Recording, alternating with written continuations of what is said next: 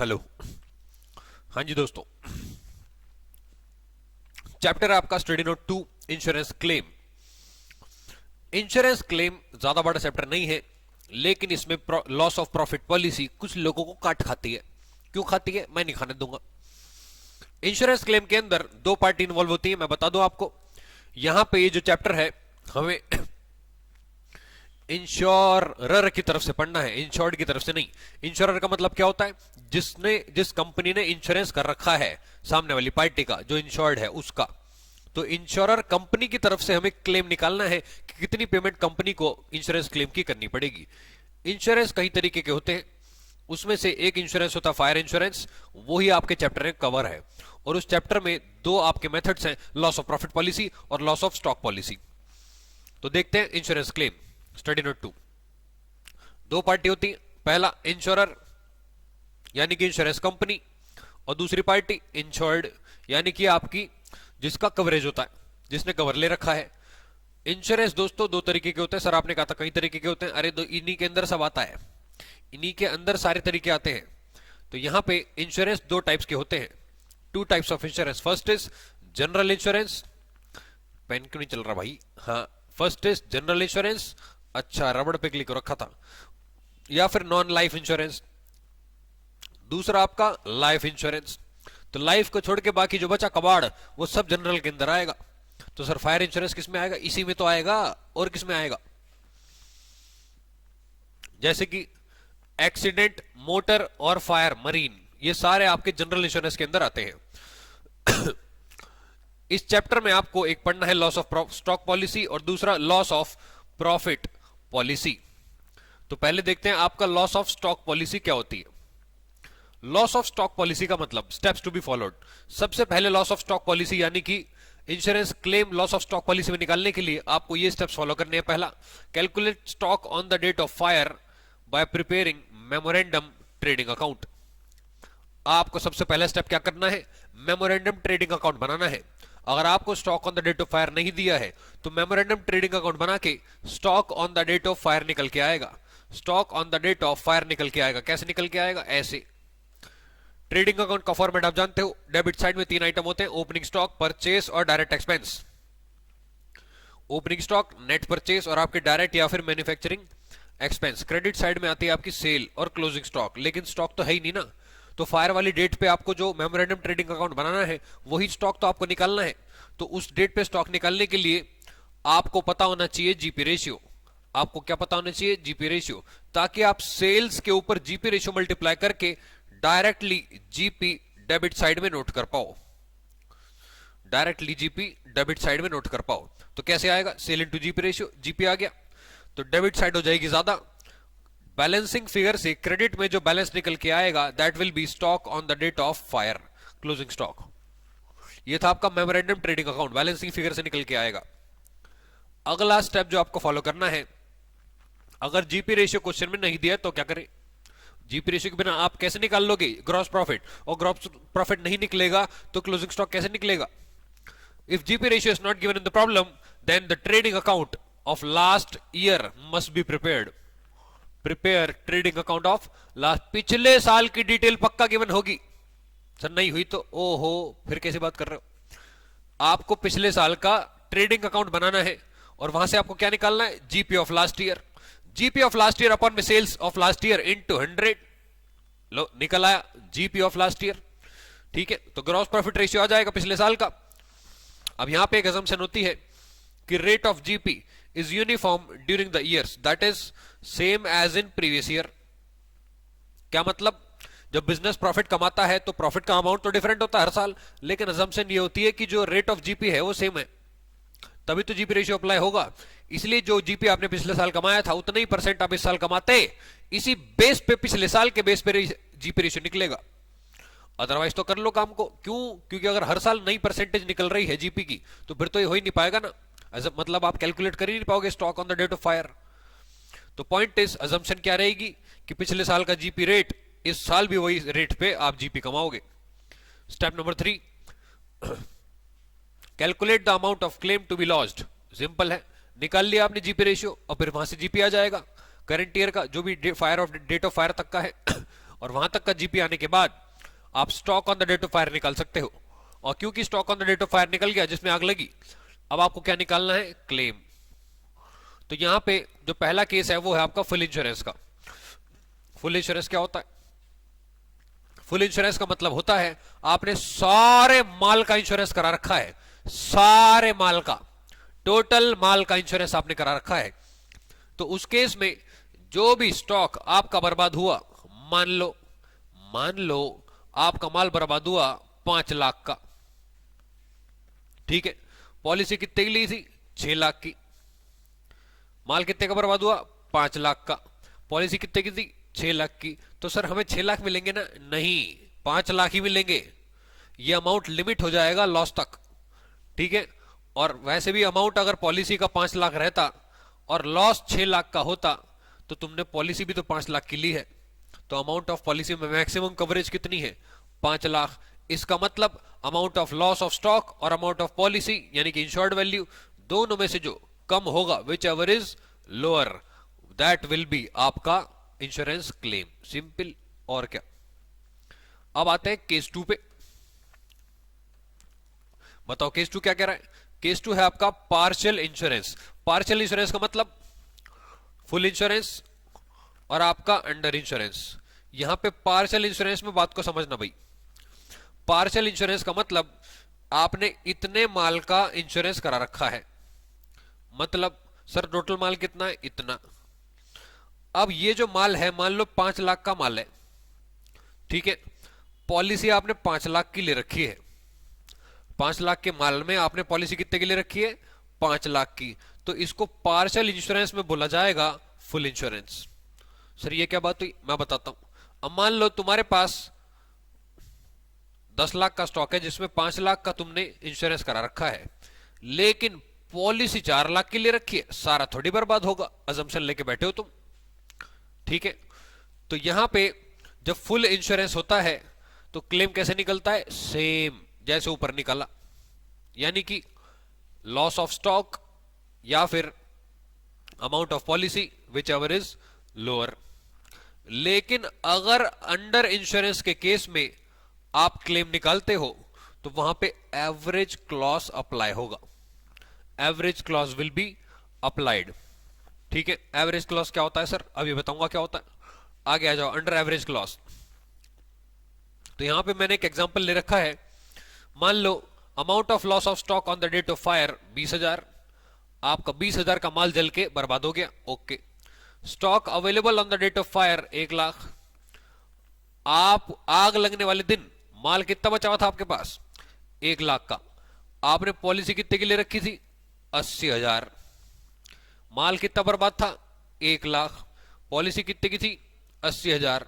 Stock कितना था आपके पास? 1 लाख। पॉलिसी कितने की थी? 80,000। बात को समझना, अगर 1 लाख की पॉलिसी ले रखी होती तो पूरा 20,000 का क्लेम मिल जाता। क्यों? माल कितना बर्बाद हुआ? 20,000। सर बात ही नहीं समझ में आई। अरे बात को समझो ना, मैं कह रहा हूं 1 लाख का माल बर्बाद हुआ है और 1 लाख की पॉलिसी है। पूरा इंश्योरेंस करा रखा है तुमने? हाँ बिल्कुल पूरा करा रखा है। तुम्हारा माल कितना बर्बाद हुआ? इतना बर्बाद हुआ।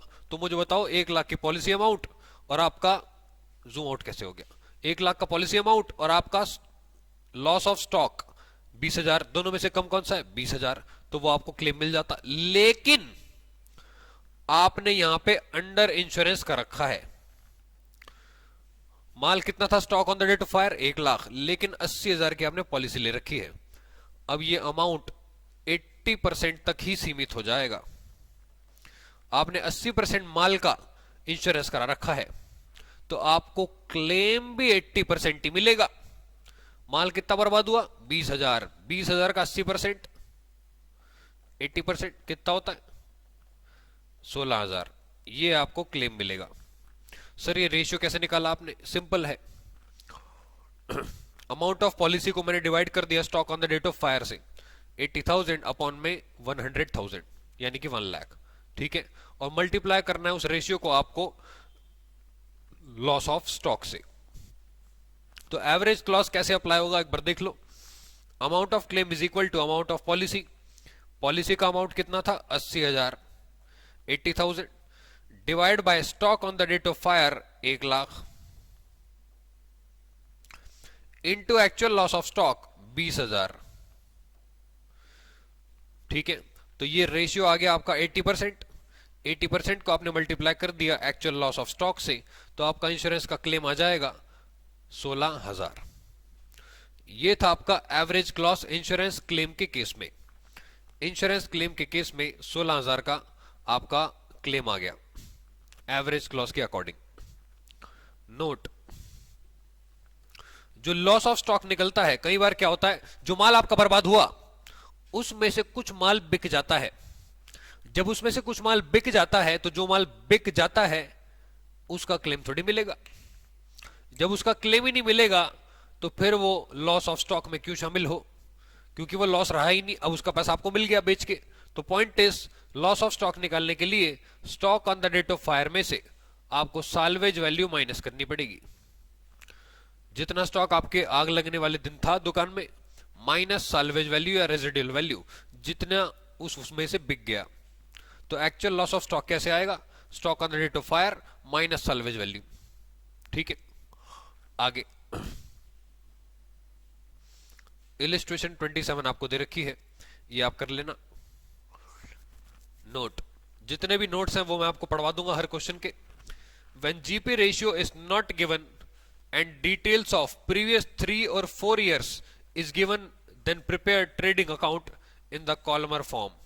वो कह रहा है अगर आपको जीपी रेशियो नहीं दिया और पिछले 3 से 4 साल का डिटेल दे रखी है तो आपको 3-4 साल का ट्रेडिंग अकाउंट बनाना पड़ेगा जीपी रेशियो निकालने के लिए। ठीक है, कॉलमर फॉर्म में। कॉलमर फॉर्म का मतलब क्या होता है? अमाउंट वाले 3-4 कॉलम। ठीक है, now calculate the GP ratio of 3 और 4 ईयर्स। 4 साल का जीपी निकाल दो और बाद में उस जीपी का एवरेज निकाल दो। Calculate GP ratio by applying the formula given below. तो उस 4 साल के जीपी का आपको एवरेज कर देना है। कैसे? जीपी रेशियो निकाल दिया आपने चारों साल का, तो 4 साल का जीपी निकालने के बाद उसका एवरेज रेट आपको कैलकुलेट करना है। एवरेज रेट, एवरेज रेट कैसे कैलकुलेट होगा? Average rate of GP is equal to GP1 plus GP2 plus GP3 plus GP4, ठीक है, डिवाइड बाय 4।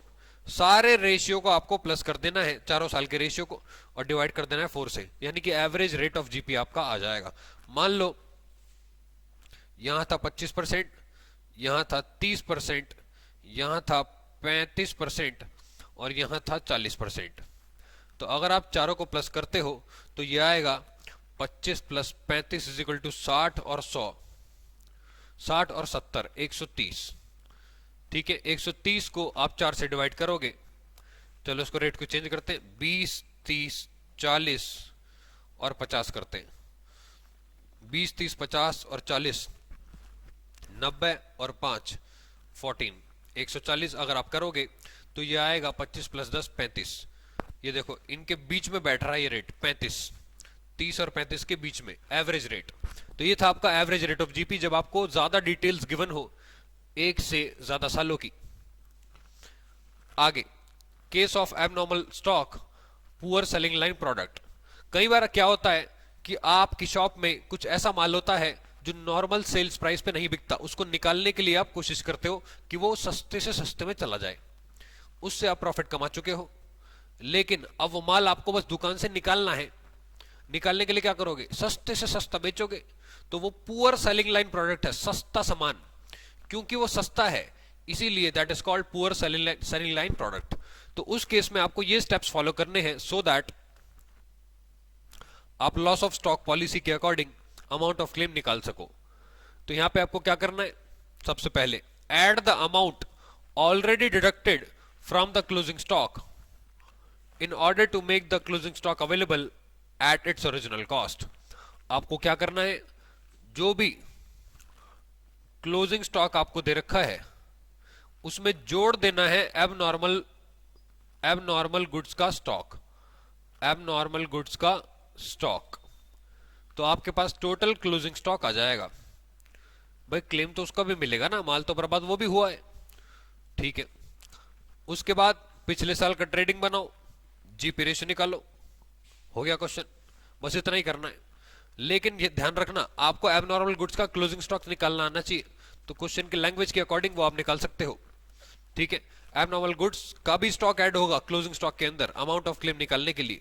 जीपी रेशियो निकालने के बाद आपको मेमोरेंडम ट्रेडिंग अकाउंट बनाना है ताकि वहां से आप stock on the date of fire निकाल सको। अब देखो यहां ध्यान देना, मेमोरेंडम ट्रेडिंग में आपको दो कॉलम बनाने हैं। कौन कौन से? Column 1 normal goods, column 2 abnormal goods. क्यों? क्योंकि ग्रॉस प्रॉफिट आप नॉर्मल गुड्स पे कमाओगे, जो पुअर सेलिंग लाइन प्रोडक्ट है वो लॉस पे बिकता है, इसलिए उसमें जीपी रेशियो अप्लाई नहीं होता। तो नॉर्मल गुड्स की कॉलम में जो भी सेल आ रही होगी उसमें आपको जीपी रेशियो अप्लाई करके जीपी डाल देना है और इसका stock on the date of fire निकल आएगा। इसका स्टॉक मोस्ट प्रोबेबल केसेस में आपको दिया होगा। तो कॉलम 1 कॉलम 2 नॉर्मल गुड्स और एबनॉर्मल गुड्स का कॉलम अलग अलग बनेगा। Apply GP ratio only on the sale of normal goods. क्यों? क्योंकि नॉर्मल गुड्स ही प्रॉफिट पे बिकते हैं, पुअर सेलिंग लाइन प्रोडक्ट्स तो लॉस में बिकते हैं। To calculate the stock available normal on the date of fire, तो यहां से कौन सा स्टॉक निकल के आएगा? Normal stock.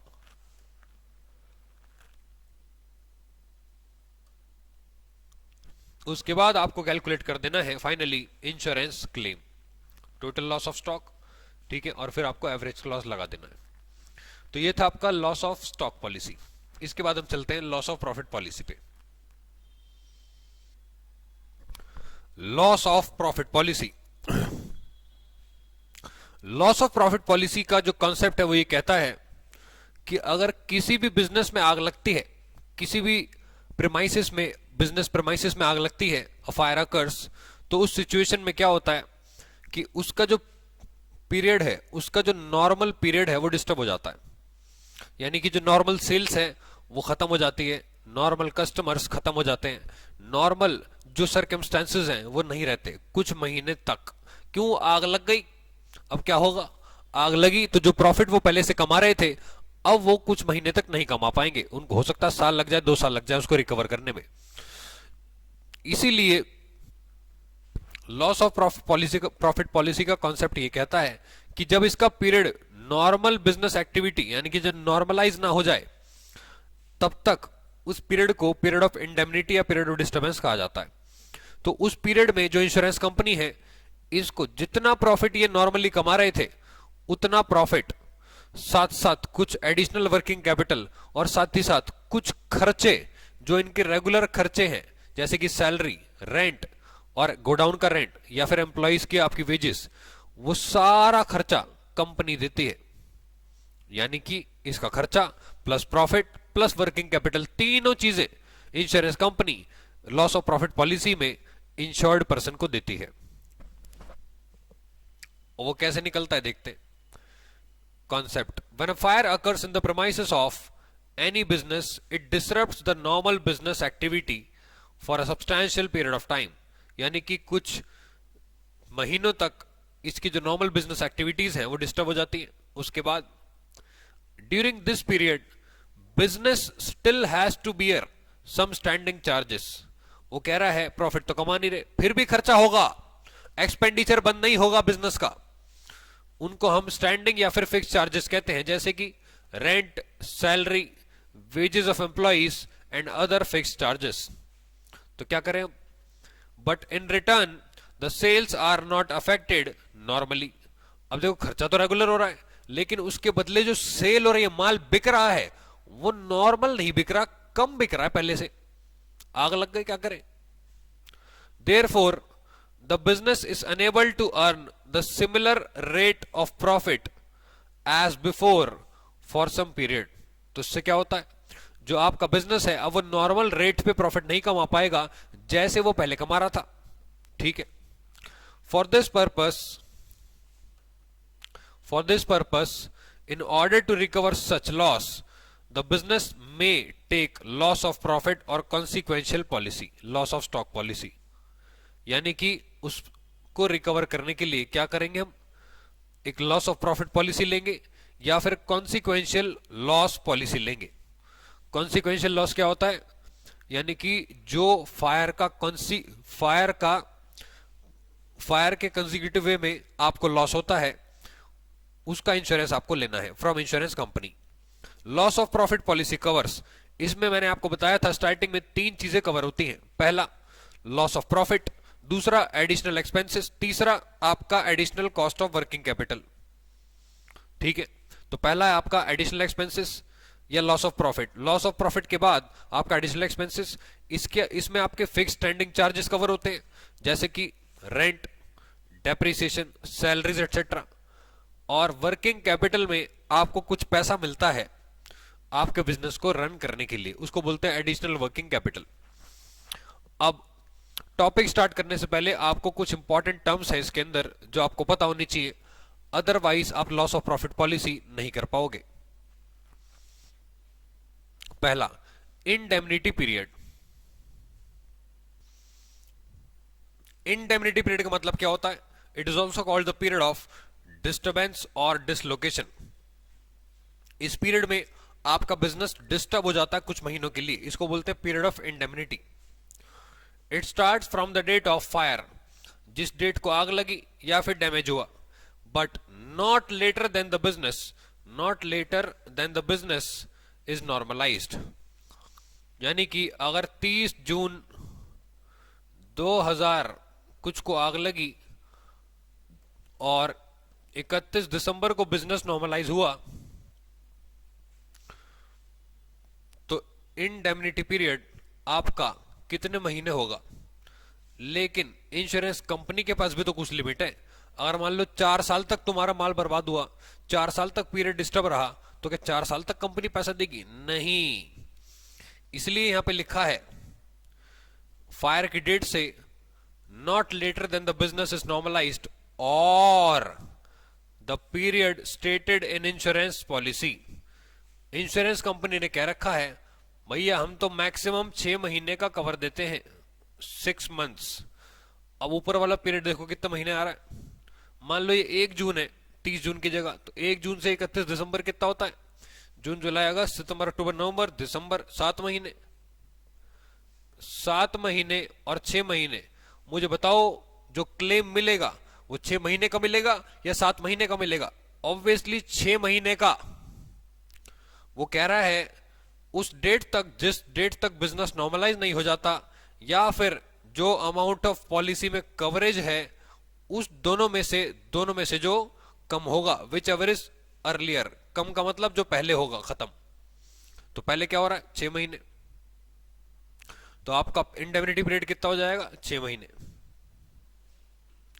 Standard turnover, standard turnover का मतलब समझो। मान लो आपका इंडेमनिटी पीरियड ये है, क्या है?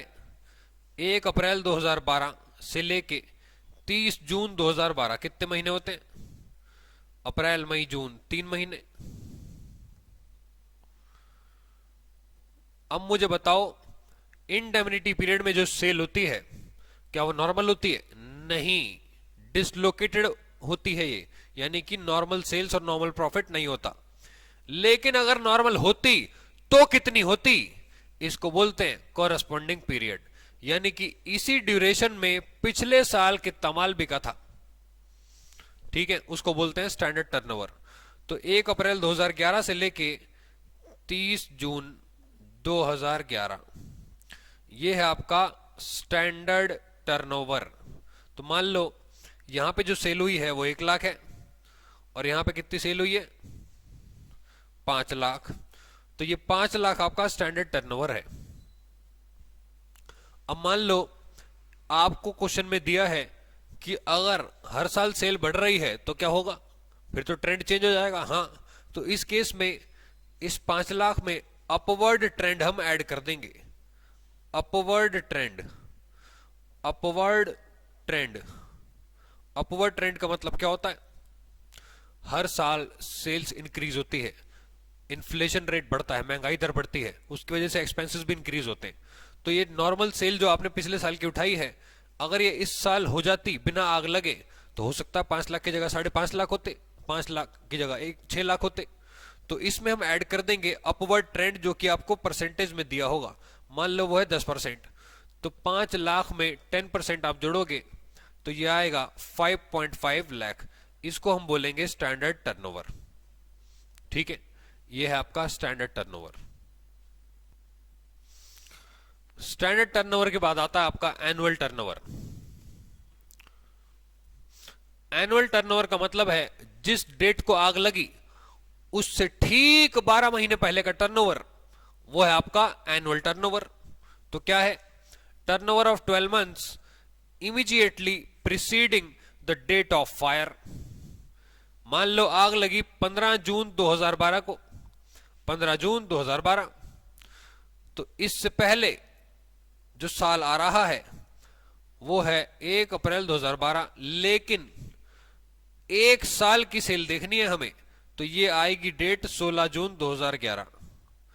आग कब लगी? 15 जून 2012। तो 16 जून 2011 से लेके 15 जून 2012 तक आपका एनुअल टर्नओवर कहलाएगा। इस ड्यूरेशन में जो टर्नओवर होगा that will be your annual turnover.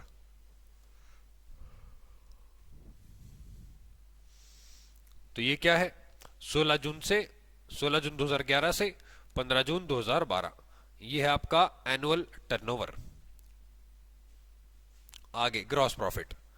मैं आपको बता दूं, इस केस में टोटल ग्रॉस प्रॉफिट कवर नहीं होता, नेट प्रॉफिट कवर होता है।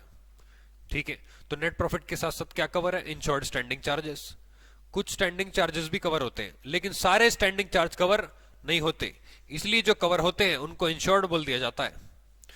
तो जीपी का मतलब यहां पे है for the purpose of claim profit ने या फिर नेट प्रॉफिट प्लस आपका insured standing charges, insured standing charges. अब नेट प्रॉफिट का मतलब क्या है? नेट प्रॉफिट आपका ऑर्डिनरी नेट प्रॉफिट होता है। ठीक है, it should not include non operating income. इसमें आपके नॉन ऑपरेटिंग इनकम काउंट नहीं होती। अगली टर्म आपकी calculation of insurance claim under loss of profit policy. अब देखते हैं आपका लॉस ऑफ प्रॉफिट पॉलिसी में इंश्योरेंस क्लेम कैसे निकलेगा। सबसे पहले आपको निकालना है लॉस ऑफ प्रॉफिट। ठीक है, लॉस ऑफ प्रॉफिट कैसे आएगा? लॉस ऑफ प्रॉफिट आएगा आपका शॉर्ट सेल्स इनटू में जीपी, शॉर्ट सेल्स इनटू में जीपी। सर ये शॉर्ट सेल कैसे आएगी? अभी देखेंगे कैसे आएगी। शॉर्ट सेल का मतलब होता है आपका reduction in sales, reduction in sales. मैंने ऊपर आपको बताया था कॉरस्पॉन्डिंग पीरियड। कॉरस्पॉन्डिंग पीरियड क्या होता है? वो जो पीरियड ऑफ इंडेमनिटी है उसके ठीक 1 साल पुराना पीरियड जो उसको कॉरस्पॉन्ड करेगा, that period will be corresponding period. तो उस कॉरस्पॉन्डिंग पीरियड की सेल में पिछले वाले में हमने अपवर्ड ट्रेंड ऐड किया था। वो जो 5,50,000 आया था वो स्टैंडर्ड टर्नओवर था। अगर उस स्टैंडर्ड टर्नओवर में से आप एक्चुअल टर्नओवर इस इंडेमनिटी पीरियड का माइनस कर दो तो वो है आपकी शॉर्ट सेल्स, यानी कि इतनी आपकी सेल में कमी रह गई। अगर आग ना लगती तो उससे ज्यादा सेल हो सकती थी ना, इसीलिए स्टैंडर्ड टर्नओवर में से एक्चुअल टर्नओवर जो आपका इंडेमनिटी पीरियड का है वो हटा दो, तो वो आपकी शॉर्ट सेल्स होती है। उसमें मल्टीप्लाई करेंगे जीपी रेशियो। भाई शॉर्ट सेल तो पता लगी कितनी सेल की कमी आई है, तो वो जो सेल की कमी है उसी का प्रॉफिट आपके प्रॉफिट की कमी हो जाएगी, यानी कि आपके प्रॉफिट का लॉस हो जाएगा। तो that will be your loss of profit. Loss of profit के अलावा आपको 2 चीजें और मिलती हैं। ठीक है, एक तो एडिशनल एक्सपेंडिचर, और आप स्टैंडिंग चार्जेस के अंदर ऑलरेडी ले चुके हो, तो इसमें हम ऐड कर देंगे एडिशनल एक्सपेंडिचर। ये एडिशनल एक्सपेंडिचर कैसे निकलता है बाद में देखेंगे। एडिशनल एक्सपेंडिचर ऐड करने के बाद इसमें लेस हो जाएगा minus savings in expenditure. Sir saving, हाँ, अगर दुकान में आग लगती है दुकानदार पूरी कोशिश करता है कस्टमर ना भाग जाए, तो क्योंकि कस्टमर ना भाग जाए वो अपनी दुकान किसी और गली में किराए पे खोल लेता है तब तक के लिए जब तक पीरियड ऑफ डिसलोकेशन करेक्ट नहीं हो जाता या फिर पीरियड ऑफ इंडेमनिटी करेक्ट नहीं हो जाता, नॉर्मलाइज नहीं हो जाता, तो उसको बोलते हैं सेविंग्स एंड एक्सपेंडिचर। ये यहां से माइनस हो जाएगी, ये आपका प्रॉफिट नहीं माना जाएगी क्योंकि वो आप कमा रहे हो, वो आपके प्रॉफिट में से कम हो जाएगी। तो निकल के आएगा आपका ग्रॉस क्लेम। सर यही अमाउंट ऑफ क्लेम? नहीं, ये ग्रॉस क्लेम है, इसमें एवरेज क्लॉज अप्लाई होता है। आगे एवरेज क्लॉज, एवरेज क्लॉज का फॉर्मूला सेम है, amount of policy divide bye, बस यहां पे जो आपको डिवीजन करना है वो करना है stock on rate of fire नहीं, GP on adjusted annual sales, GP on adjusted annual sales. वो जो आपकी एनुअल सेल्स थी एनुअल, उसमें आपको अपवर्ड ट्रेंड जोड़ देना है। एनुअल सेल्स का मतलब क्या था? पीरियड ऑफ फायर तक की, सॉरी, डेट ऑफ फायर तक की सेल्स, ठीक पिछले एक साल की। तो उसको जब आप एडजस्ट करोगे तो एडजस्टेड एनुअल सेल्स निकल के आएगी। उसका आपको क्या निकालना है? जीपी। तो ऊपर amount of policy divide by GP और एडजस्टेड एनुअल सेल्स इनटू में ग्रॉस क्लेम। ग्रॉस क्लेम आपका टोटल नेट क्लेम है जो आपको लॉस ऑफ प्रॉफिट हुआ है। उसमें आपने निकाला शॉर्ट लॉस ऑफ प्रॉफिट यानी कि शॉर्ट सेल इनटू जीपी और plus additional expenditure minus saving, ये आपका एक्चुअल लॉस ऑफ प्रॉफिट है। तो अमाउंट ऑफ पॉलिसी को डिवाइड करेंगे जीपी और एडजस्टेड एनुअल सेल्स, इनटू में हो जाएगा ग्रॉस क्लेम। अब आते हैं इंश्योरेंस क्लेम निकालने कैसे। सर बता तो दिया आपने, नहीं डिटेल में नहीं बताया। तो मैंने आपको बताया था शॉर्ट सेल निकालने के लिए सबसे पहले हम उठाएंगे स्टैंडर्ड टर्नओवर, उसमें से माइनस कर देंगे, उसमें ऐड करेंगे अपवर्ड ट्रेंड। अपवर्ड ट्रेंड आपको परसेंटेज में दिया होगा। अपवर्ड ट्रेंड ऐड करके जो आएगा उसमें हम लेस कर देंगे actual turnover of indemnity period. Actual turnover of indemnity period निकल के आएगा आपका शॉर्ट सेल्स। अब इस शॉर्ट सेल का हमें जीपी निकालना है। तो अगला step, calculate GP ratio. GP ratio निकालने के लिए आपको नेट प्रॉफिट का यूज करना है, ना कि ग्रॉस प्रॉफिट का, और वही आपको दिया होगा, और साथ में इन शॉर्ट स्टैंडिंग चार्जेस भी।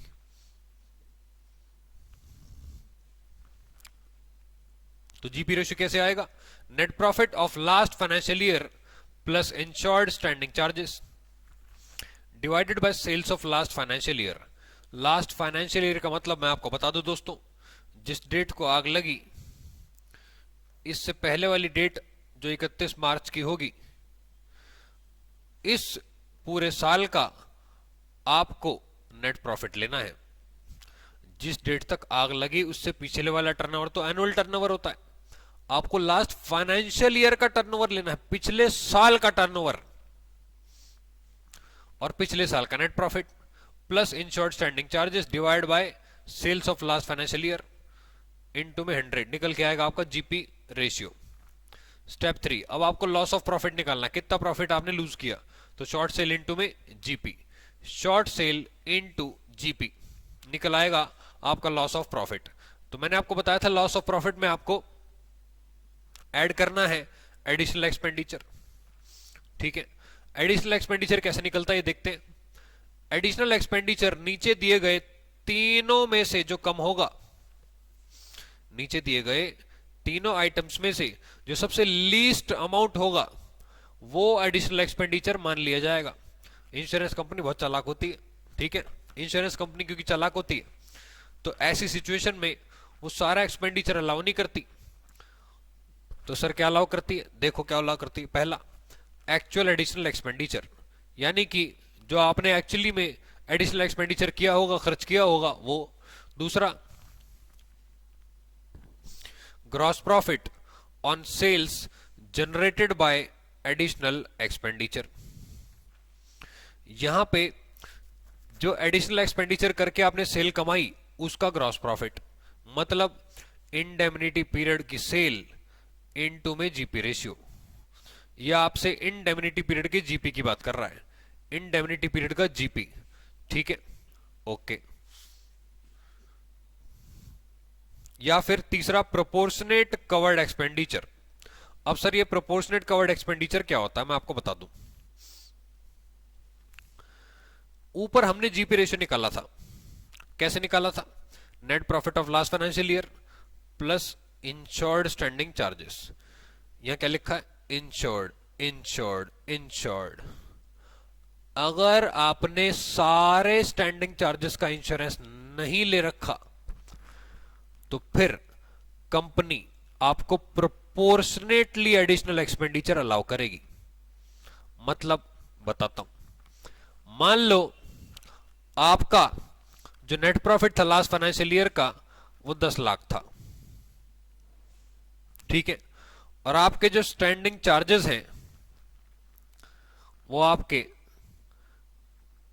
मान लो 10 लाख है। 10 लाख का नेट प्रॉफिट और 10 लाख के स्टैंडिंग चार्जेस। ओके ओके, तो यहां पे मुझे बताओ जो नेट प्रॉफिट और स्टैंडिंग चार्जेस मिला के टोटल कितना आ रहा है? 20 लाख। लेकिन इस 10 लाख के स्टैंडिंग चार्जेस में से आपने मात्र 2 लाख ही इंश्योरेंस करा रखा था, तो इंश्योर्ड स्टैंडिंग चार्जेस कितना हो गया? 2 लाख। अब 10 लाख के स्टैंडिंग चार्जेस में से आपने 2 लाख का ही इंश्योरेंस करा रखा है कि हमें 2 लाख का ही खर्चा चाहिए बस। तो अब देखो कंपनी क्या करेगी। तो प्रोपोर्शनेट कवर्ड एक्सपेंडिचर आपको कैसे निकालना है ये बताता हूं। तो यहां पे आपको उठाना है net profit of last financial year जो कि हमने 10 लाख अज्यूम किया था, प्लस इंश्योर्ड स्टैंडिंग चार्जेस जो हमने 2 लाख अज्यूम किए थे, divided by net profit of last financial year जो कि 10 लाख था, प्लस ऑल स्टैंडिंग चार्जेस, सारे स्टैंडिंग चार्जेस जो कि 10 लाख थे। अगर आपने 10 के 10 लाख का इंश्योरेंस करा लिया होता तो ये ऊपर भी 10 ही हो जाता, क्योंकि फिर सारे ही इंश्योर्ड हो जाते ना। तो सेम जैसे एवरेज क्लॉज अप्लाई होता है, यहां पे भी प्रोपोर्शनेटली आपका जो एक्सपेंस है वो अलाउ हो जाएगा।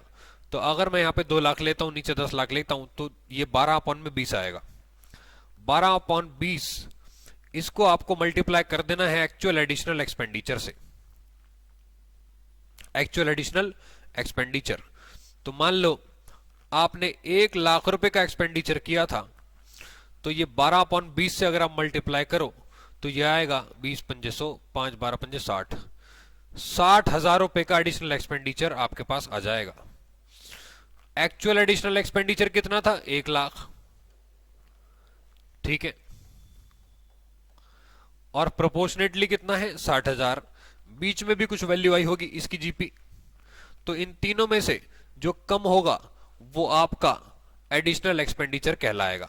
तो वो एडिशनल एक्सपेंडिचर कहां ऐड होगा? लॉस ऑफ प्रॉफिट में। ये भी अलाउ हो जाएगा, लॉस ऑफ प्रॉफिट और आपका एडिशनल एक्सपेंडिचर। अब इसमें से हम माइनस कर देंगे, इसमें से हम लेस कर देंगे savings in expenditure. Savings in expenditure निकल के आएगा आपका ग्रॉस क्लेम, ठीक है। सर ग्रॉस क्लेम का क्या करना है? ऊपर मैं ऑलरेडी बता चुका हूं। इंश्योरेंस क्लेम निकालने के लिए ग्रॉस क्लेम को आपको ऐसे इस्तेमाल करना है। कैसे? ये रहा, amount of claim is equal to amount of policy divide by GP on adjusted annual sales into में ग्रॉस क्लेम। तो ये थी आपकी प्रॉफिट पॉलिसी। इसके क्वेश्चन आप ट्राई कर सकते हो, प्रॉब्लम के लिए मैं बैठा हूं, ठीक है। एकदम घुमा दो फोन और मुझसे बात करो। तो ये था आपका इंश्योरेंस क्लेम चैप्टर। अब हम चलते हैं अगले चैप्टर पे। यहां पे मैं आपको करा रहा हूं बेसिक्स ऑफ अकाउंटिंग। इसको स्पीड से निकालना, जितना बता रहा हूं सिर्फ उतना ही करना है, इसके अलावा कुछ नहीं करना, ठीक है। बता रहा हूं मैं बिल्कुल आपको। तो यहां पे जो पहला चैप्टर है आपका, दैट इज बेसिक्स ऑफ या फिर फंडामेंटल्स ऑफ अकाउंटिंग। आपको पता ही है बुक कीपिंग अकाउंटिंग क्या होता है। सर ऐसे नहीं, ऐसे बताओगे? अरे सुन तो लो। बुक कीपिंग का मतलब अकाउंट्स में जो प्रोसेस होता है वो आपका 7 स्टेप प्रोसेस होता है, IMRC SAC, IMRC SAC। तो यहां पे जो क्लासिफाइंग तक जो पार्ट है वो आपका बुक कीपिंग होता है। इसके बाद अकाउंटिंग स्टार्ट होती है, डिसीजन मेकिंग, फाइनेंशियल स्टेटमेंट से लेके। सर ये क्या लिख दिया आपने? Identifying, measurement, recording, classifying, ledger account बनाने तक वो सारा बुक कीपिंग है। और समराइजिंग, एनालिसिस और कम्युनिकेशन टू अकाउंटिंग यूजर्स, ये आपका अकाउंटिंग होता है। तो जहां पे बुक कीपिंग खत्म होती है वहां पे अकाउंट्स आपकी एंड होती है, ठीक है। डेफिनेशन पढ़ लेना, आगे चलता हूं। सर पढ़नी है? पढ़ लेना, एक बार, एक ही बार पढ़ना बस, 1 टाइम। आगे कॉस्ट अकाउंटिंग। कॉस्ट अकाउंटिंग का मतलब फाइनेंशियल अकाउंटिंग का एक लिमिटेशन है कि वहां पे आप सारा प्रोसेस एक्यूमुलेटेड वे में करते हो। इसका मतलब वहां से एक प्रोडक्ट या सर्विस की कॉस्ट एसर्टेन नहीं हो पाती, वहीं से जन्म हुआ कॉस्ट अकाउंटिंग का। बस यही है आपका कॉस्ट अकाउंटिंग का मतलब। यानी कि एक ऐसी ब्रांच ऑफ अकाउंटिंग जिसमें हम सेम चीजें करते हैं, रिकॉर्डिंग, क्लासिफाइंग, समराइजिंग, लेकिन कॉस्ट की, ठीक है, और उनके बिहेवियर को एनालाइज करते हैं। दैट मीन्स इसमें आप क्या करते हो, you ascertain the cost of a product और a service while using the cost of accounting, cost accounting. अगला मैनेजमेंट अकाउंटिंग। मैं आपको बता दूं मैनेजमेंट अकाउंटिंग कहां से स्टार्ट होती है, जहां पे फाइनेंशियल और कॉस्ट अकाउंटिंग खत्म होती है। हो, इसका मतलब ये कि मैनेजमेंट अकाउंटिंग में टोटल डिसीजन मेकिंग है। क्योंकि इसमें टोटल डिसीजन मेकिंग है, it is concern with the use of financial and cost accounting information. तो कॉस्ट अकाउंटिंग और फाइनेंशियल अकाउंटिंग इन्फॉर्मेशन को यूज करने के लिए मैनेजमेंट अकाउंटिंग सामने आती है to the managers within the organizations to provide them with the basis in making informed business decisions that would allow them to be better equipped in their management and control functions। तो ये था आपका management accounting. इसके बाद चलते हैं अगले item पे, जो कि है आपका फंडामेंटल्स ऑफ अकाउंटिंग। तो ये दोस्तों पढ़ लेना, डिफरेंस मैं आपको नहीं पढ़ा रहा, ठीक है, ये ऑलरेडी आपको पता है। बुक कीपिंग क्या होता है, एंड ये होती है स्टार्टिंग, ये प्राइमरी होती है, और ये आपका जितने भी सारे फंक्शन है वो अकाउंटेंसी गाइड करती है उनको। It depends on accountancy can complete it's functions. बिना बुक कीपिंग के अकाउंटेंसी नहीं हो सकती, इसलिए अकाउंटेंसी बुक कीपिंग पे डिपेंड होती है। आगे डेटा, फाइनेंशियल परफॉर्मेंस और फाइनेंशियल पोजीशंस आप बुक कीपिंग से निकाल सकते हो, लेकिन उसका एनालिसिस और डिसीजन मेकिंग अकाउंटेंसी के अंदर होता है। आखिरी पॉइंट रिकॉर्डिंग, यहां पे आप अकाउंटिंग प्रिंसिपल्स, कन्वेंशन और कॉन्सेप्ट्स को फॉलो करते हो, और यहां पे कोई भी प्रिंसिपल, कॉन्सेप्ट्स और कन्वेंशन फॉलो नहीं होते, क्योंकि वो फॉलो हो चुके होते हैं किसमें, बुक कीपिंग में। तो ये था आपका डिफरेंस। आगे difference between management accounting and financial accounting, ये भी दोस्तों पढ़ लेना। अगला वन टाइम पढ़ने एक ही बार, तो जिस पे वन लिख रहा हूं वो आपका one time. Fundamentals of accounting, phases of accounting, सबसे पहले क्या होता है, रिकॉर्डिंग, उसके बाद journal, ledger, trial, adjustment, adjusted trial balance, closing entry और आपका फाइनेंशियल स्टेटमेंट्स। इसके बाद अकाउंटिंग साइकिल, इसमें आपके कुछ इंपॉर्टेंट टर्म्स दी हैं, ये पढ़ लेना। ऑब्जेक्टिव्स ऑफ अकाउंटिंग भी आप पढ़ लेना, ठीक है। अब यहां पे मैं आपको कुछ करा रहा हूं, देखो इसमें आपको दिए स्टेक होल्डर्स, इसमें आपको दिया है इंटरेस्ट, ये आपका एमसीक्यू में आएगा, अकाउंटिंग इंफॉर्मेशन। स्टेक होल्डर्स का मतलब क्या होता है, स्टेक होल्डर मीन्स पार्टीज जो इंटरेस्टेड है आपके अकाउंट्स में, जैसे कि owners, investors, existing and potential. Potential होता है फ्यूचर वाले। ये जो ओनर और इन्वेस्टर होते हैं, इससे आपको बिजनेस को क्या लेना देना, आपके ऑब्वियसली ओनर का तो बिजनेस ही होता है, लेकिन इन्वेस्टर को क्या लेना आपके बिजनेस से, उससे वो प्रॉफिट कमाएगा, यानी कि कितना रिटर्न, कितना इंटरेस्ट मुझे आपके बिजनेस में इन्वेस्ट करके मिलेगा। That means he is interested in profit और लॉसेस। तो प्रॉफिट लॉस निकालने के लिए अकाउंटिंग इन्फॉर्मेशन क्या चाहिए, financial statements, cost accounting records और आपके मैनेजमेंट अकाउंटिंग की रिपोर्ट्स। दूसरा लेंडर्स, लोन देने वाले, जो कि बैंक्स होते हैं। बैंक्स को क्या चाहिए, आपकी लॉन्ग टर्म सॉल्वेंसी पोजीशन, यानी कि बिजनेस हमारा पैसा चुका पाएगा या नहीं लॉन्ग टर्म में। तो उसके लिए आपको फाइनेंशियल स्टेटमेंट्स, एनालिसिस और उसकी रिपोर्ट्स देखनी होती हैं। आगे कस्टमर और सप्लायर को क्या चाहिए, यही कि आपका बिजनेस चलता रहे, तो उनका भी चलता रहेगा। और क्या, stability and growth of business. इनको क्या चाहिए, फाइनेंशियल इंफॉर्मेशन और आपका कैश फ्लो स्टेटमेंट। गवर्नमेंट को क्या चाहिए कि भाई साहब आप टैक्स भर रहे हो और लीगल रिक्वायरमेंट को पूरा कर रहे हो, बस सिंपल इतना ही है। तो इनको क्या चाहिए, कुछ information of purchase, sales, employ obligation और आपकी वाउचर्स और books of financial statements. Simple. Employ and trade union, trade union क्या होती है, ट्रेड यूनियन एक संस्था होती है, संगठन। एम्प्लॉयज गुट बना लेते हैं आपस में, ठीक है। हाँ भाई, मतलब गुट कैसे बनाएंगे फैक्ट्री में आपने देखा होगा, फैक्ट्रीज में ये गुट बनते हैं, जो कि लोअर लेवल के वर्कर्स होते हैं, वर्कशॉप वाले, वो अपना गुट बना के बैठ जाते हैं, उसको ट्रेड यूनियन कहते हैं। तो इनको ग्रोथ और प्रॉफिटेबिलिटी से मतलब है, क्यों, इनको बोनस मिलता है। फाइनेंशियल स्टेटमेंट्स फॉर नेगोशिएटिंग पे पैकेजेस, ये अपने पे पैकेजेस को नेगोशिएट करते हैं। पे पैकेजेस मतलब इनकी पेमेंट। कॉम्पिटिटर्स को क्या चाहिए, कॉम्पिटिटर को क्या चाहिए, आपकी परफॉर्मेंस कैसे चल रही है, और पॉसिबल टाई अप्स, क्या वो आपसे हाथ मिला सकता है in the year of mergers and acquisition. Accounting information is to find out possible synergies. Sir ये सिनर्जी का मतलब क्या होता है, सिनर्जी का मतलब होता है, मान लो एक्स लिमिटेड प्रॉफिट कमा रही है 2 करोड़, वाई लिमिटेड प्रॉफिट कमा रही है 2 करोड़। अगर ये दोनों एक हो जाएं और ये बन जाए एक्स वाई लिमिटेड, तो ये दोनों मिलके प्रॉफिट कमाएंगी 10 करोड़। हैं सर ऐसे कैसे? और क्या ऐसे ही होता है? आप बात को समझो। जब एक्स के क्लाइंट्स, कस्टमर, सप्लायर्स और लेंडर्स और जितने भी गवर्नमेंट पार्टीज ऑफिशियल्स हैं, वो वाई लिमिटेड के ऑफिशियल्स, कस्टमर्स, क्लाइंट्स, सप्लायर्स और दूसरी पार्टी से मिलेंगे, तो एक सिनर्जिकल इफेक्ट आएगा, यानी कि ड्रास्टिक इफेक्ट, जिसको हम रिपल इफेक्ट भी कहते हैं। यानी कि इनका बिजनेस बहुत ही ज्यादा एक्सपेंड हो जाएगा, तो उसको बोलते हैं सिनर्जी इफेक्ट। 10 करोड़। आगे, qualitative characteristics of accounting information. पहला, रिलायबिलिटी। मतलब वैसे तो अकाउंटिंग इंफॉर्मेशन के मोस्टली क्वांटिटेटिव कैरेक्टरिस्टिक्स होते हैं, लेकिन इसके कुछ क्वालिटेटिव एस्पेक्ट्स भी होते हैं, जैसे कि रिलायबिलिटी, यानी कि ये रिलायबल होने चाहिए। इसका मतलब it should be free from material errors and बायस। दूसरा, रेलिवेंस। फालतू की इंफॉर्मेशन दे के आप टाइम खराब क्यों करते हो? इसका मतलब जो इंफॉर्मेशन होनी चाहिए वो यूजफुल और आपके रेलिवेंट होनी चाहिए to the for the decision making और नीड्स ऑफ द यूजर्स। उसके बाद आता है आपका मटेरियलिटी।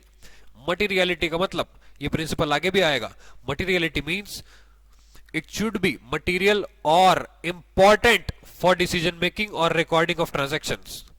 अब ये मटेरियलिटी एक बिजनेस पे अप्लाई हो भी सकती है और दूसरे पे नहीं भी। इसका मतलब अगर मैं आपको बोलूं 50 रुपए किसी बिजनेस के लिए इंपॉर्टेंट हो भी सकते हैं और नहीं भी, depending on the size of business.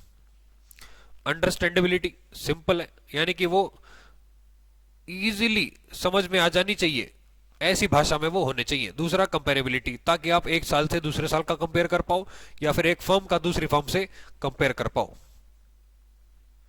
अब आते हैं आपकी यूजर्स ऑफ अकाउंटिंग इंफॉर्मेशन पे। यूजर्स आपके कौन कौन से होते हैं? यूजर आपके दो तरीके के होते हैं, एक इंटरनल और एक एक्सटर्नल। इंटरनल यूजर में आपके ओनर्स आते हैं और मैनेजर्स आते हैं। एक्सटर्नल में आपके शेयर होल्डर्स, इन्वेस्टर्स और आपके creditors, debtors, government, banks, researchers, accountants, सारे आपके एक्सटर्नल होते हैं। ठीक है, ये पढ़ लेना। Types of accounting information. तो आपकी 3 टाइप की अकाउंटिंग इंफॉर्मेशन होती है। पहला, फाइनेंशियल पोजीशन, बैलेंस शीट से निकलती है। परफॉर्मेंस, पीएनएल से निकलती है। कैश फ्लो से आपकी कैश की पोजीशन पता लगती है। आगे, accounting information relating to the cost of product, operation और फंक्शन। वो कह रहा है जो कैश फ्लो स्टेटमेंट से इंफॉर्मेशन प्रोवाइड होती है, इससे आपकी cost of product, operation, function और planning and controlling the activities of an enterprise for internal reporting, यानी कि इससे कुछ और डिटेल पता लग सकती है। इन 3 स्टेटमेंट्स के अलावा आप ये इंफॉर्मेशन भी नोट डाउन कर सकते हो, इसको एक बार रीड कर लेना। उसके बाद बेसिक अकाउंटिंग टर्म्स। ये टर्म्स में मैं आपको टर्म्स का राज बताऊं, एग्जाम में क्वेश्चन आता है, what do you mean by current liability? बालक लिख के आता है, current liability means creditors, bills payable, outstanding expenses, bank overdraft. पता नहीं क्या क्या लिख के आता है यार, बात को समझो। वो आपसे डेफिनेशन पूछ रहा है, अगर 2 नंबर में डेफिनेशन आती है तो what will you write? You have to write the exact definition. Exact का मतलब ये नहीं है कि बिल्कुल बुक छाप के आ जाओ, एटलीस्ट उसका मतलब तो लिखो। यानी कि current liability it is simply an obligation that is to be paid in the near future. Simple, और क्या? तो करंट लायबिलिटी का मतलब क्या होता है? आपका सिंपल ऑब्लिगेशन जो आपको पे करनी है। ट्रांजैक्शन कोई भी लेन देन होती है, इवेंट और business activity which involves exchange of money. उसके बाद गुड्स एंड सर्विसेज, ये आपके टेंजिबल आर्टिकल, कमोडिटी या फिर एक्टिविटी हो सकती है जिसमें बिजनेस डील करता है। उसके बाद आपका प्रॉफिट आता है। प्रॉफिट आपका excess of revenue income over expense is called profit. Loss आप जानते हो, इसमें एक्सपेंस ज्यादा हो गया और आपकी इनकम कम हो गई। एसेट, एसेट का मतलब, एसेट में ना 2 कंडीशन लिख लो। एसेट का मतलब क्या होता है? एक तो ये अपनी होनी चाहिए और दूसरा इसकी कुछ वैल्यू होनी चाहिए, बस इसी का मतलब एसेट होता है। The resources owned by the business and which have some value is called asset. हो गया। आगे, करंट एसेट। करंट एसेट का मतलब वो कह रहा है अगर इनमें से एक भी कंडीशन पूरी हो जाए तो वो करंट एसेट कहलाएगी। तो कंडीशन क्या है? पहला, it is expected to be realized or is intended for sale or consumption in the company's normal operating cycle. Normal operating cycle usually 1 साल की होती है। तो या तो वो कैश में कन्वर्ट होगी, या वो सेल होगी, या कंज्यूम होगी प्रोडक्शन के लिए। दूसरी condition, it is held primarily for the purpose of being traded, खरीदने बेचने के लिए रखी हुई है। तीसरा, due to be realize within 12 months after the reporting date, reporting date balance sheet की डेट के बाद 12 महीने के अंदर अंदर वो बिक जाएगी। इट इज कैश और cash equivalents unless it is restricted from being exchange और यूज्ड टू सेटल लायबिलिटी। वो कह रहा है ये कैश और कैश इक्विवेलेंट्स भी हो सकता है, कैश और कैश के बराबर के आइटम, जैसे कि चेक ड्राफ्ट और आपके बिल्स रिसीवेबल। बिल्स रिसीवेबल वैसे कैश नहीं होता, लेकिन चेक और ड्राफ्ट आपके कैश एंड कैश इक्विवेलेंट के अंदर आते हैं। नॉन करंट एसेट, जो आपकी लॉन्ग टर्म यानी कि 12 महीने से ज्यादा यूज होने वाली एसेट्स होती हैं, those are called non current asset, जैसे कि machinery held for long term. अब आते हैं लायबिलिटी। लायबिलिटी का मतलब it is an obligation of financial nature to be settled at a future date. Depending on the period of holding, period of holding पे depend करता है कि ये नॉन करंट होगी या करंट लायबिलिटी होगी। करंट लायबिलिटी का मतलब 4 कंडीशन वही सेम करंट एसेट वाली पूरी हो जाए तो आपकी करंट लायबिलिटी कहलाएगी। नॉन करंट लायबिलिटी आपका वही, ठीक है, मोस्टली लायबिलिटीज जैसे कि बैंक लोन, डिबेंचर्स, ये आपके लॉन्ग टर्म होते हैं। इंटरनल लायबिलिटी, इंटरनल लायबिलिटी को कैपिटल कहते हैं, यानी कि कैपिटल रिजर्व्स अनडिस्ट्रीब्यूटेड प्रॉफिट्स, जो पैसा मालिक का है, ओनर्स का है, वही आपका इंटरनल लायबिलिटी होगा। Working capital, working capital difference होता है करंट एसेट्स और करंट लायबिलिटीज का, तो सीए माइनस सीएल, ये है आपका वर्किंग कैपिटल। आगे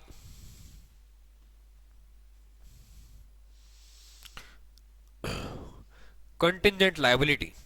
कंटिंजेंट लायबिलिटी का मतलब क्या होता है? फॉर एग्जांपल, आपने मेरे बिजनेस पे, मैंने आप पे केस कर दिया, तो वो केस अगर कोर्ट में एक्सेप्ट हुआ तो आपको पेनल्टी देनी पड़ेगी, नहीं हुआ तो नहीं देनी पड़ेगी। वो केस एक्सेप्ट हो भी सकता है और नहीं भी, it will depend on the happening और नॉन हैपनिंग या फिर occurrence of an event. That liability will be called contingent liability, यानी कि वो कंटिंजेंसी पे डिपेंड है। It represents a potential obligation, potential मतलब फ्यूचर वाला, that could be created depending on the outcome of an event. जब वो घटना घटेगी, उस घटना के बाद डिपेंड करेगा कि वो लायबिलिटी अराइज होती है या नहीं। For example, if the supplier of the business files a legal suit, it will not be treated as a liability because no obligation is created immediately.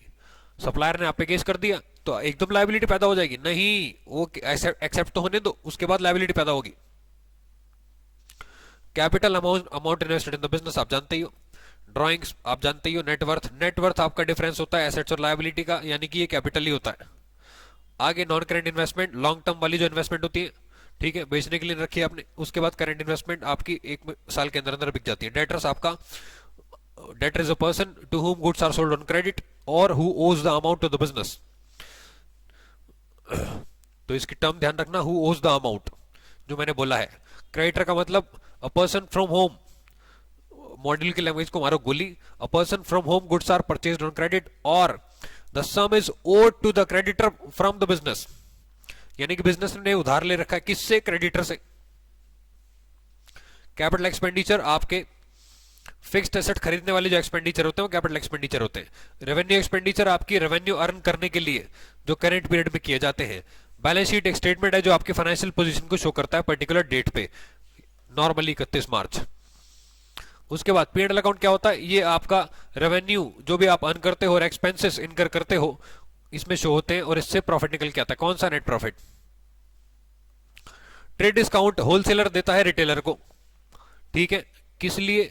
या तो है किस लिए देता है, हाँ, या तो हैवी क्वांटिटी में माल खरीदने के लिए या फिर हैवी अमाउंट्स में माल खरीदने के लिए।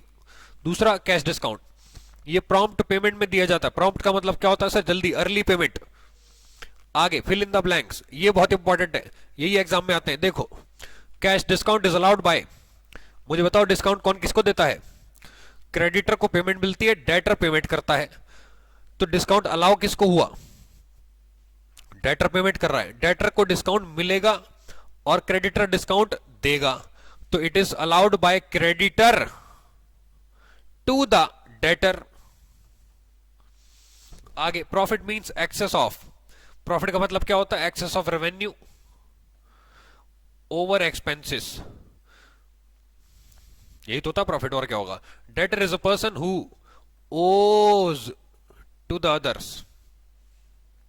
In a credit transaction, the buyer is given बाहर को हम क्या देते हैं? अच्छा, क्रेडिट ट्रांजैक्शन है, credit facility, payment facility. Fixed asset is generally held for more than one accounting period, या फिर आप इसमें ऑपरेटिंग साइकिल भी लिख सकते हो।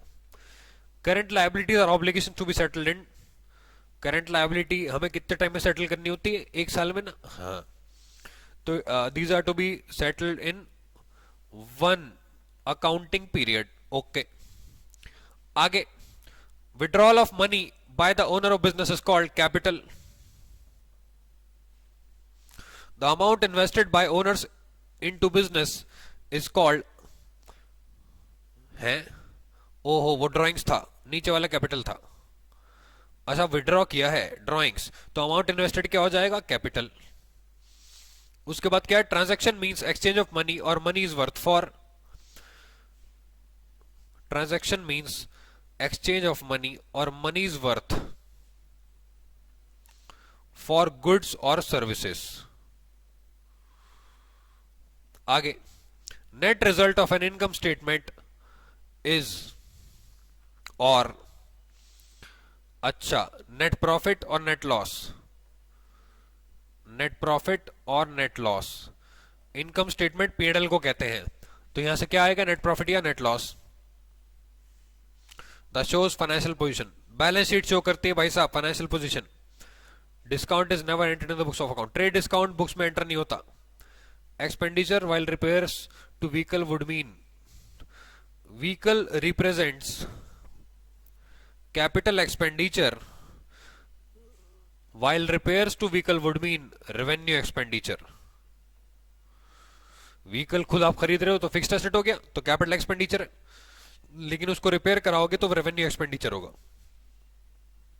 Net worth is the excess of total assets over total liabilities. तो ये हो गया आपका फिल इन द ब्लैंक्स। अब क्या पूछ रहा है? गिव वन वर्ड और a term use to describe the following. लो जी, पहली टर्म क्या है? An exchange of benefit for value है, an exchange of benefit for value. अच्छा, सर्विस या फिर transaction. A transaction without immediate cash settlement, ये क्रेडिट ट्रांजैक्शन होती है, credit transaction. Commodities in which a business deals, goods भाई साहब, excess of expenditure over income, loss, expenditure ज्यादा हो गया ना, इनकम कम हो गई। आगे, गले में हेडेक हो रहा, 1 मिनट।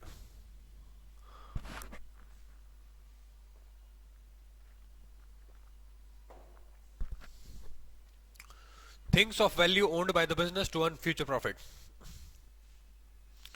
अच्छा, एसेट, फ्यूचर में प्रॉफिट कमाने के लिए कुछ वैल्यू ओन्ड कर रखी है, बिजनेस ने अपने पास रखी हुई है। Amount owed by the business to others, liability. An obligation which may or may not materialise, एक ऐसा लायबिलिटी जो पे हो भी सकती है नहीं। Contingent liability, contingent liability. An allowance by creditor to debtor for prompt payment, cash discount.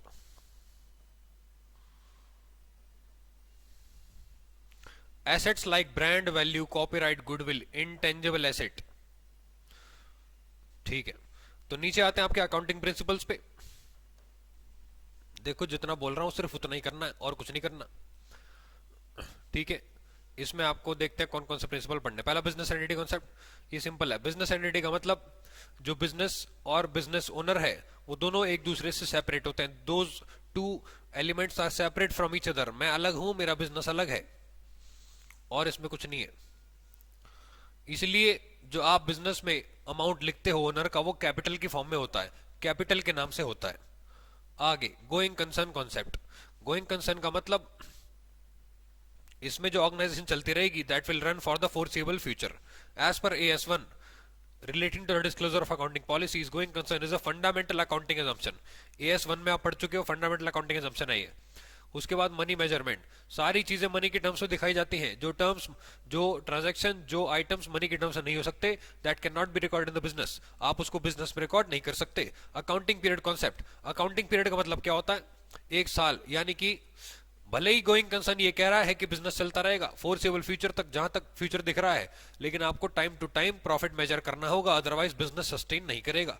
वो पीरियड यूजुअली एक अकाउंटिंग पीरियड होता है, जैसे कि एक साल।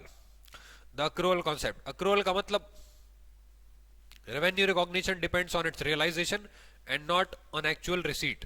Likewise, costs are recognized when they are incurred and not when they are paid. मैं बता दूं दोस्तों, इसके अंदर fill in the blanks आते हैं, तो ये पहली दो लाइन तो हमेशा, पहली दो लाइन सारे आपको पढ़ने हैं, सारे assumptions की आपको पढ़नी है।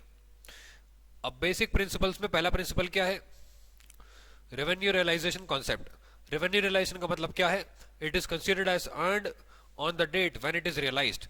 इन other word, revenue realized either by sale of goods or entering services during an accounting period should only be taken in income statement.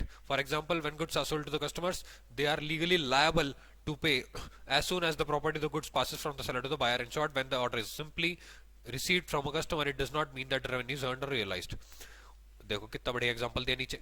वो कह रहा है कस्टमर ने ऑर्डर मारा, हेलो ऑर्डर दे दो, रेवेन्यू रिकॉर्ड कर लूं? नहीं, जब तक वो पेमेंट ना कर दे, ये 100% गारंटी ना हो जाए, आप उसको ओनरशिप ट्रांसफर ना कर दो, गुड्स की प्रॉपर्टी ट्रांसफर ना कर दो, तब तक रेवेन्यू रिकॉग्नाइज नहीं होगा। आगे अगला मैचिंग। ओहो, मैचिंग का मतलब रेवेन्यू को एक्सपेंस से मैच करो, हो गया। यानी कि it concept recognizes that expenses which actually incurred during the specific activity period in order to earn the revenue for the said period must be matched against revenue which are realized for that period.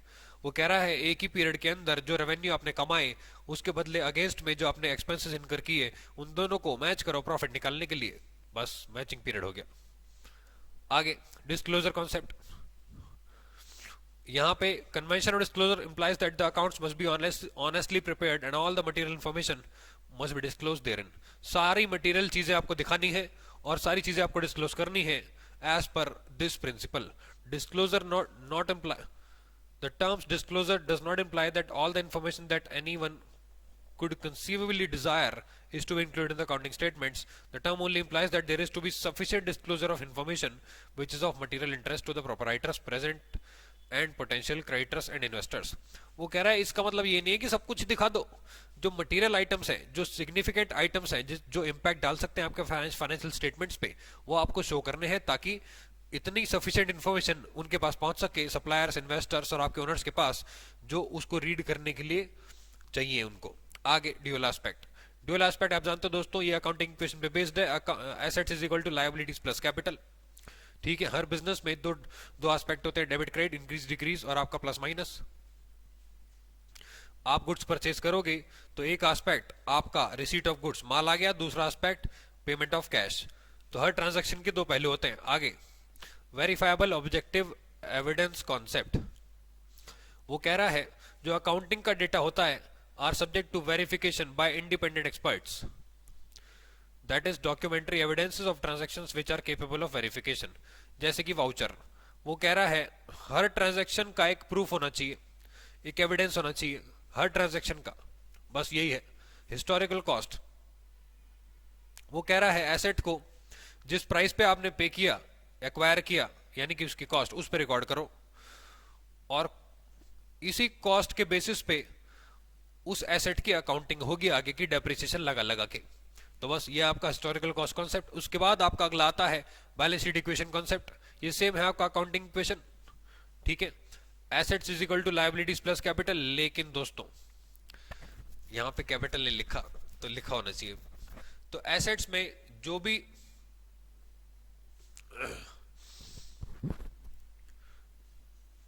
Assets में आपके जो losses हैं और expense है वो जुड़ जाएंगे। ये बैलेंस शीट इक्वेशन क्या कहती है, आपके रूल्स ऑफ डेबिट क्रेडिट के हिसाब से निकलती है। तो एक्सपेंस, लॉस और एसेट्स का जो नेचर होता है वो डेबिट होता है। इन तीनों को ऐड करेंगे, इनकम, गेन और लायबिलिटी, ये तीनों आपके ऐड हो जाएंगे, ठीक है। या फिर आप कह सकते हो अगर मैं इन एक्सपेंसेस और लॉसेस को उधर भेज दूं और इनकम और गेन्स में से माइनस कर दूं तो क्या आएगा, नेट प्रॉफिट। इसका मतलब asset is equal to net profit minus net loss plus liability. ठीक है, अगर आप इसको और सॉल्व करो तो assets is equal to net profit या फिर net loss plus external liability और प्लस इंटरनल लायबिलिटी। इंटरनल मतलब प्रोप्राइटर, क्योंकि यहां पे खाली लायबिलिटी लिखा है, तो इसके अंदर दोनों पार्ट है, कैपिटल भी है और आपकी वो भी है आउटसाइड लायबिलिटी। तो निकल के आएगा assets is equal to equity plus external liability. Equity बोलते हैं कैपिटल को, ओनरशिप। बस यही था आपका बैलेंस शीट इक्वेशन। नीचे मॉडिफाइंग प्रिंसिपल्स में पहला है कॉन्सेप्ट ऑफ मटेरियलिटी। आपको an item should be regarded material if there is reasonable to believe that knowledge of it would influence the decision of informed investor. वो बोल रहा है ऐसा आइटम जो इन्वेस्टर की इंफॉर्मेशन पे मटेरियल इफेक्ट डाल दे, इंपैक्ट कर दे उसकी थॉट प्रोसेस को पढ़ने के बाद, तो ऐसे आइटम को रिकॉर्ड करना बहुत जरूरी है। बस बात खत्म। कॉन्सेप्ट ऑफ कंसिस्टेंसी, वो बोल रहा है एक बार आपने जो, ये एक फंडामेंटल अकाउंटिंग कंसेप्शन है, और एक बार आपने जो पॉलिसी अपना ली उसको चलाते रहो कंसिस्टेंटली, जैसे कि डेप्रिसिएशन का मेथड। कन्वेंशन कॉन्सेप्ट, कन्वेंशन दोस्तों कंजर्वेटिज्म भी कहलाता है। कन्वेंशन को कंजर्वेटिज्म भी कहते हैं और इसको प्रूडेंस भी कहते हैं, प्रूडेंस भी कहते हैं। ये क्या कहता है? प्लेइंग सेफ पॉलिसी है, सेफ खेल के चलो, जितने एक्सपेंस और लॉसेस है फ्यूचर में होने वाले उन सबको आज रिकॉर्ड कर दो, और जो फ्यूचर में इनकम्स और गेन्स होंगी जब तक बिल्कुल 100% गारंटी ना हो जाए रियलाइजेशन की, कैश की, तब तक उसको रिकॉर्ड मत करना। इसमें कुछ एग्जांपल दे रखे हैं, वो पढ़ लेते हैं। जैसे कि प्रोविजन पीएफडीडी आप बनाते हो डेटर्स पे, आप स्टॉक की वैल्यू, स्टॉक और एनआरवी विच इज लोअर, उस पे लेते हो। ठीक है, आप इन्वेस्टमेंट्स के लिए एक रिजर्व बनाते हो, प्रोविजन बनाते हो। आप charging of small capital items like crockery to revenue, छोटे छोटे आइटम्स को आप रेवेन्यू में चार्ज कर देते हो। Adopting WDV method of depreciation as against straight line, आप डब्ल्यूडीयू मेथड से डेप्रिसिएशन लगाते हो क्योंकि उसकी वैल्यू गिरती रहती है। और amortisation of intangible assets like goodwill which has indefinite life, आप गुडविल को भी अमोर्टाइज करते हो। ठीक है, तो इसीलिए बोलते हैं इसको प्लेइंग सेफ। टाइमलीनेस, वो बोल रहा है हर चीज टाइम पे रिकॉर्ड होनी चाहिए, must be record in proper time. Normally when the transaction is made the same must be record in the proper books of accounts. वो कह रहा है जैसी ट्रांजैक्शन में एंटर होगी उसको रिकॉर्ड कर दो एकदम फटाक से। इंडस्ट्री प्रैक्टिस, इसका मतलब as that there are different types of industries, each industry has its own characteristics or features. Every industry follows the principles and assumptions of accounting to perform their activities. For example, यहाँ पे वो क्या कह रहा है, हर industry में अलग अलग कंपनीज बिजनेस होते हैं और हर बिजनेस की अलग अलग अकाउंटिंग प्रैक्टिस होती है। तो यहाँ पे जैसे कि इलेक्ट्रिक सप्लाई कंपनीज हैं, इंश्योरेंस कंपनीज हैं, वो अपने जो अकाउंट्स है वो स्पेसिफिक मैनर में बनाती हैं। नॉर्मली इंश्योरेंस और इलेक्ट्रिसिटी के लिए अलग कानून बनाए गए हैं। Insurance companies prepare revenue account just to ascertain the profit loss of the company and not the profit and loss account. सही कह रहा है वो, insurance company profit and loss बनाती नहीं है, वो रेवेन्यू अकाउंट बनाती है प्रॉफिट लॉस निकालने के लिए। Similarly non trading organisations prepare income and expenditure account. तो जो एनजीओ होते हैं, नॉन प्रॉफिट ऑर्गेनाइजेशन होती है एनपीओ, वो क्या बनाते हैं? Income and expenditure. वो भी P&L नहीं बनाते। ठीक है, सरप्लस और डेफिसिट निकलता उससे। आगे illustration 3, recognize the accounting concept in the following. वो बोल रहा है इसमें आपका अकाउंटिंग कॉन्सेप्ट बताना कौन सा लग रहा है। तो पहला, business will run for an indefinite period, मुझे तो साफ साफ दिख रहा है going concern. Business is distinct separate from owners, आपका business entity concept. Transactions are recorded at their original cost, historical cost concept. उसके बाद transactions recorded are those can be expressed in money terms, ये है आपका money measurement concept. Revenues will be recognized only if there is reasonable certainty that it will be paid for. वो कह रहा है revenue तभी रिकॉग्नाइज होगा जब आपको रीजनेबल सर्टेनिटी होगी कि ये पे किया जाएगा। ये है आपका अक्रूवल प्लस रेवेन्यू रियलाइजेशन या फिर realisation concept. Accounting treatment once decided should be followed period after period. एक बार आपने अकाउंटिंग पॉलिसी अपना ली तो ये कंसिस्टेंसी प्रिंसिपल है, कंसिस्टेंसी प्रिंसिपल। उसके बाद every transaction has two effects, dual aspect, dual aspect। उसके बाद transactions are recorded even if an obligation is created and actual cash is not involved। transaction तब भी रिकॉर्ड होगी आपकी लायबिलिटी पैदा हो गई और एक्चुअल कैश इन्वॉल्व नहीं हुआ। अक्रूवल कॉन्सेप्ट, कैश की इन्वॉल्वमेंट मैटर नहीं करती। Stock of goods is valued at lower of cost और एनआरवी, ये आपका कंजर्वेटिज्म या फिर कन्वेंशन। कंजर्वेटिज्म या फिर convention. Effects of an event must be recognised in the same accounting period. In the same effects and क्या कह रहा है ये, event must be recognised in the same account. तो ये अकाउंटिंग पीरियड कॉन्सेप्ट है। ये थे आपके क्या बोलते हैं अकाउंटिंग प्रिंसिपल्स और कन्वेंशंस। तो दोस्तों चैप्टर को मैं कंपाइल कर रहा हूं। इसके आगे जो आपको दिया इवेंट और ट्रांजैक्शन, ये आप एक एक बार बस एक बार रीड मार देना, बाकी इसकी जरूरत नहीं, मैं बता रहा हूं आपको। डबल एंट्री सिस्टम मत पढ़ना, ठीक है, एडवांटेज पढ़ लेना वन टाइम। इसके बाद आपको कुछ नहीं करना, इसके बाद बस सीधा नीचे आ जाओ टाइप्स ऑफ अकाउंट्स पे। इसमें पर्सनल, रियल और नॉमिनल, बेसिक से सारा। अमेरिकन अप्रोच, ब्रिटिश अप्रोच बेकार, ठीक है, इसे भी मत करना। अकाउंटिंग क्वेश्चन भी नहीं करनी है आपको, ये भी नहीं करना। हाँ, difference between cash and accrual base of accounting कर लेना, एक बार रीड, एक बार रीड। उसके बाद नीचे आ जाओ, ये मत करना मत करना। कैपिटल रेवेन्यू कर लेना, एक बार रीड, बस difference between capital and revenue item, एक बार रीड करना है। उसके बाद एग्जाम्पल सारे पढ़ने, एग्जाम्पल सारे example, replacement, deferred revenue, capital, एक बार रीड, वन टाइम। उसके बाद डिफरेंस, ओहो, रेवेन्यू रिसीट और आपका कैपिटल रिसीट, ये आपको रीड करना है एक बार, one time. Capital and revenue profits, capital and revenue, हाँ, ये आपको वन टाइम रीड करना है। ये भी लॉसेस भी वन टाइम रीड। इसके बाद इलिस्ट्रेशन दिया है, ये सारे करने हैं, ये सारे इलिस्ट्रेशन आपको करनी है, ये भी, ठीक है। डबल एंट्री सिस्टम में आपको कुछ नहीं पढ़ना, बेकार है एकदम, ये नहीं आता एग्जाम में। इलिस्ट्रेशन भी छोड़ देना इसकी। सब्सिडरी बुक्स में आप बस ये देख लेना कौन कौन सी बुक्स होती हैं, बात खत्म, एक ही बार। उसके बाद आगे डबल कॉलम, सिंगल कॉलम, बकवास है सब, ये बेकार बकवास, इसमें भी कुछ नहीं पढ़ना। फीचर्स नहीं पढ़ना, हाँ, ये भी नहीं करना। एरर्स, ये पढ़ लेना, types of errors, one time read. उसके बाद measurement and valuation of accounting estimates, ये भी नहीं पढ़ना आपको। अकाउंटिंग फॉर डेप्रिसिएशन, तो नेक्स्ट सेशन में आपका डेप्रिसिएशन स्टार्ट होगा। आज अभी के लिए थैंक यू वेरी मच।